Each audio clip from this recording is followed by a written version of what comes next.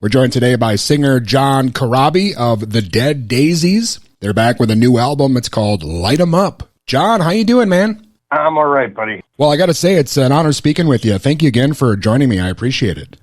No worries, buddy. Well, the Dead Daisies are back with a new album, Light 'Em Up. Can you tell the listeners a bit about the new album? What are we in for? Well, yeah, we went in and I guess we started at the end of February, March, and we just did a bunch of writing, and we went in and we tried to keep it light, not get too heady with the lyrics. So we just, the object was to just keep it energetic and fun. And so far, all the reviews so far have been great. So we're very pleased with everything. Yeah, that is awesome. And I know the latest single is out, I'm Gonna Ride, and you've got the video for it as well. And you guys work with Marty Fredrickson. I knew him from his work with Ozzy and Aerosmith. So, I mean, you guys definitely went all out for this one. Yeah, no, Marty's actually worked with us for, this would be the third studio record that we've done with Marty. He did Make Some Noise and Burn It Down, and now this one. But, yeah, I've known Marty for, 30 years. It was funny. Marty had a band years ago in California called Outlaw Blood, and he did some shows with the Scream when I was in the band, the Scream. Okay. And then he obviously went on to do the writing thing, and John Kalodner from Geffen just loved him. So, I guess he worked with Brother Kane, and then he hooked him up with Aerosmith, and now since then, Marty's worked with Motley, Def Leppard, Ozzy, did a bunch of Aerosmith things, but he also works with a lot of country artists as well. So he's great. He's a great producer, great songwriter, great musician. You know what I mean? So we love working with him. Well, John, I know you took a bit of a break with the band. You're back now, and obviously you're on the new album, of course. How's it been for you being back and getting back into the studio again with the guys? Well, it was like nothing ever happened, to be honest with you. I mean, just for the record, I mean, nothing really happened. Like, there was no dissension or fighting or anything like that. We were so busy. Our schedule was so crazy because we would literally go on tour, come home from the tour, start a record, finish the record, go right back out on tour. And I did that with the guys for almost 5 years. And I just got married before I joined the Daisies, and I had a little solo band with my son playing drums. And so I just wanted to take a little break and kind of work at my own pace and, get reacquainted with my family again. So I did that for a little while. Unfortunately, COVID was part of it. Nobody worked. But then the guys called and said, "Hey, man, we'd love to have you come back."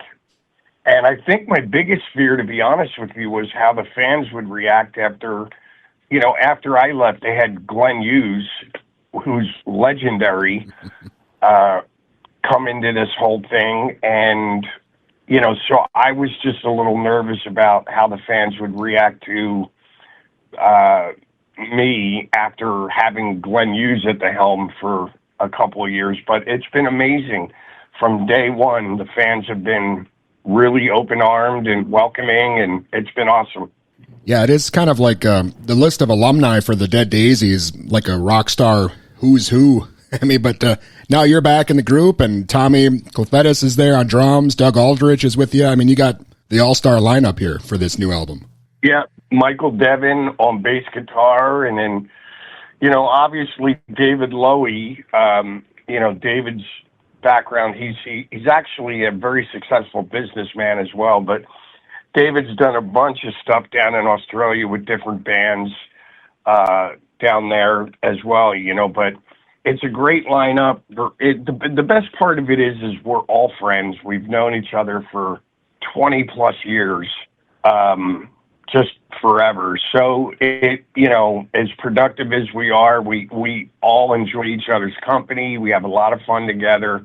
And You know, the whole thing, it's just awesome. It's easy. You know what I mean?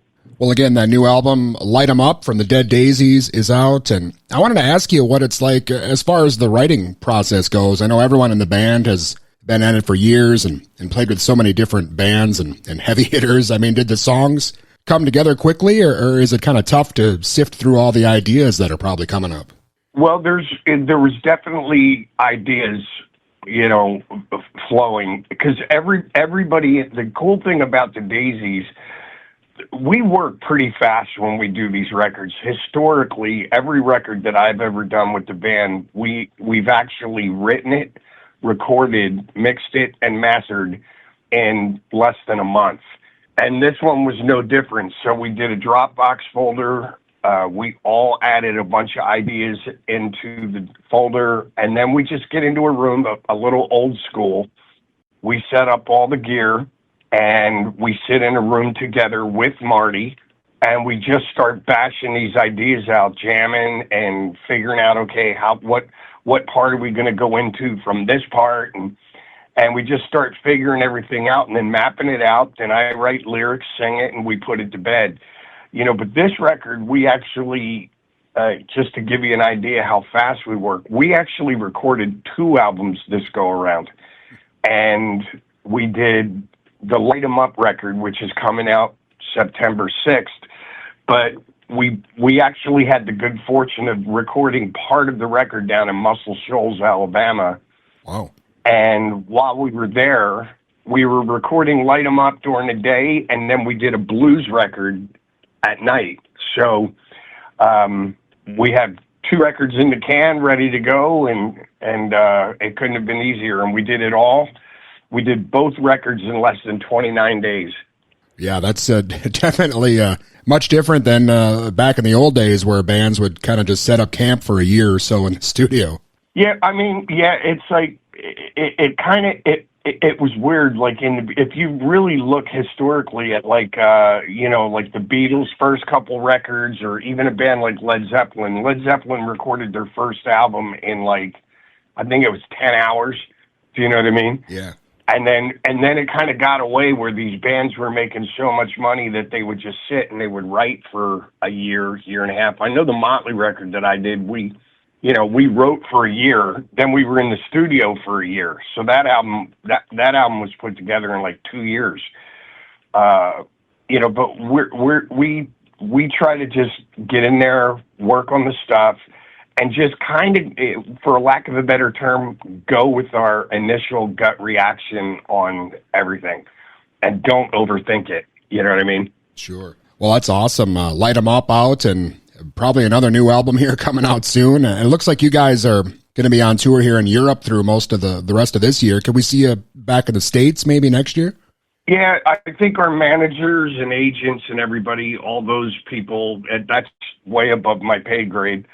But there's been talk about us putting, stuff together for next year and just getting out there and blasting through the States. Hopefully, we've kind of focused on the West and the East Coast. And I was just telling our manager, I said, man, there's a bunch of spots in the middle that we haven't hit yet. So we need to start at one coast and go to the other coast and hit everything in between. So awesome. Hopefully that'll happen next year. Excellent. And John, you've played with so many great musicians over your career, and you mentioned your time with Mötley Crüe. I wanted to ask you about that. I know this is the 30-year anniversary of that album, and as time goes on, a lot of people look back and they kind of say that that might be their favorite Mötley Crüe album. I don't know if vindication is the right word, but it has to feel good to know that the album has aged so well over the years. And honestly, buddy, it was definitely rough going at the time. It was funny. I was just talking to Ricky Rackman about this the other day.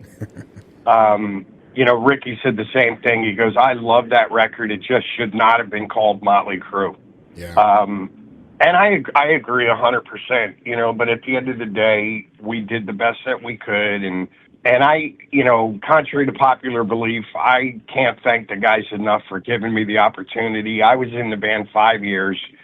And at the end of the day, there's been two singers in Mötley Crüe, and I'm one of them. So I'm very grateful for my time there. And in some weird way, it may, just having done that, may have, elongated my career, much more than, the next guy. But I appreciate it. I think it was a great thing. I love the record. And, but, at the same time, I always say it. I'm always trying to look forward. I don't worry about what I did, yesterday, let alone 30 years ago. You know what I mean? I'm just trying to move forward, and I still haven't written Sgt. Pepper's yet, so we're still moving forward. Awesome. Well, and I know you've had a few singles out the last few years. Are you still working on anything like solo wise, or maybe like a John Corabi album in the works? Yeah, I'd love to do it, but I got to be honest with you. I put a song out called Casi Bella, and it did okay. And then I followed it up with another single called Your Own Worst Enemy. The problem of it is, I will be completely frank with you. I really don't understand, like the streaming thing. Sure. And how all the streaming stuff works. You know what I mean? The other thing, it's just brutal nowadays, because there is no MTV. There's not a lot of radio support for artists like me. So I was just sitting there going, how do I let people know that I've got a new video out or I've got these new songs out? So I just kind of put a stop to it for a second so that I could just kind of see how it works. I've been picking the manager's brain for the Dead Daisies and my manager's brain. And, but in the meantime, I'm just stockpiling songs and ideas, and, we'll figure it out. But right now, my main concern is the Dead Daisies. Any songs that I write, I bring it to them. If they like it, I save it for the next Dead Daisies record. If they don't like it, I put it aside and go, all right, this is going to be for me and my solo career. You know what I mean? Awesome, man. Well, again, the new album, Light 'Em Up, is out. It sounds like you're working on a couple other albums here down the road already, but is there anything else maybe we should be looking out for? Well, we're getting ready to go on tour in a couple of days here. We're heading to the UK, and then we're going to probably tour right up until the holidays, off and on. We're doing the UK, we're doing all of Europe. And then hopefully 2025, we'll be back in the States again with a still somewhat new record, Light 'Em Up. And then hopefully the blues record will get released next year as well. Awesome, man. I'm excited here for what's coming up, and the new album, Light 'Em Up. What I've heard so far sounds great, and it's been great speaking with you, John. Thank you so much for your time. Thank you, buddy. And again, that was John Corabi from the Dead Daisies. Their new album, Light 'Em Up, is available now.